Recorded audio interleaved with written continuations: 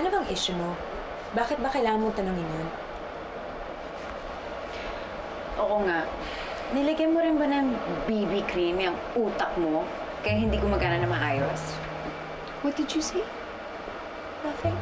Ang dami-dami mo kasing kailangan tanongin. Yun pa talaga. Yun pa talaga yung hanas mo. It was just an innocent question. Posibleng hindi na magising si Liam. Tapos ang concern mo pa rin kung sino ang babaeng tinutukoy niya sa walang kwentang billboard na yon. Okay, please don't pretend that you're not interested. Nandito ka rin dahil gusto mong malaman kung para kanino ba talaga yung message ni Liam. Hoy, pwede ba? Huwag mo akong igaya sa'yo. Ako rin, pumunta ako dito dahil nag-aalala ako sa kalagayan ni Liam. Okay? Hi. Plastic.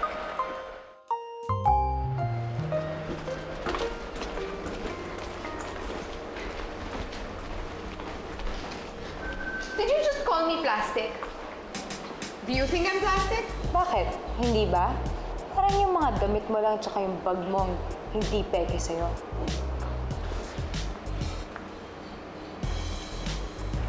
Milag! Mukha nga.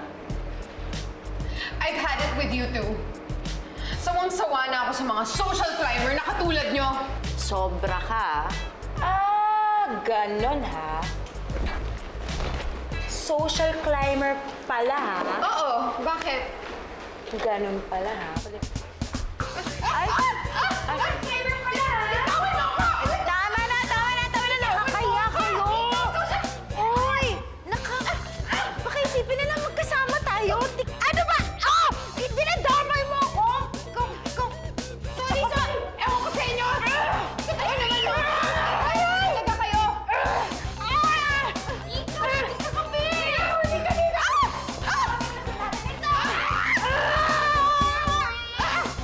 Tawan mo ako, sabi!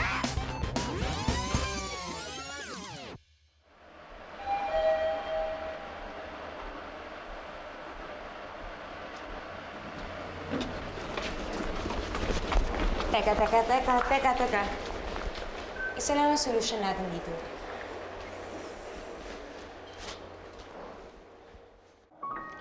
Well, sa umaga ako pwede magbantay. Kayo? After lunch.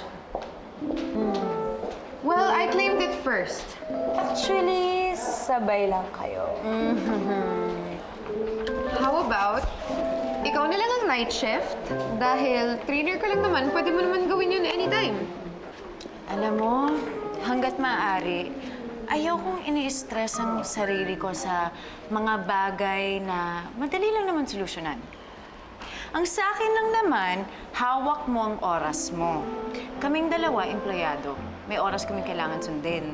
Okay, hindi ako pwede sa gabi.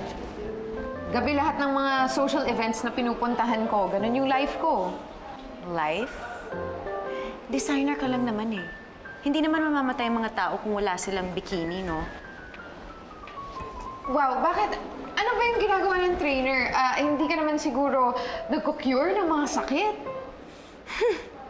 Mas gugustuhin ko pang magkasakit kesa isuot ang mga dinidesign mo. Tama na yan. Time out kasi ako yung magkakasakit sa inyong dalawa. Spoken like a true TV personality.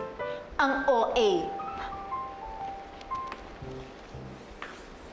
Teka.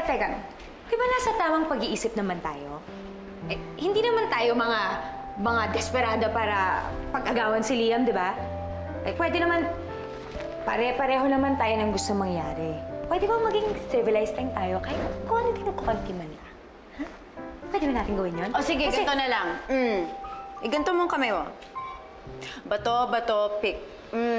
Talo ka. No. Panggabi ka. You're supposed to say go. O sige, go. Bato, pick. Booyah. Okay, no, one last. Just one more. Ay, Come on. sorry. Talo ka na. You're out, and... Mami!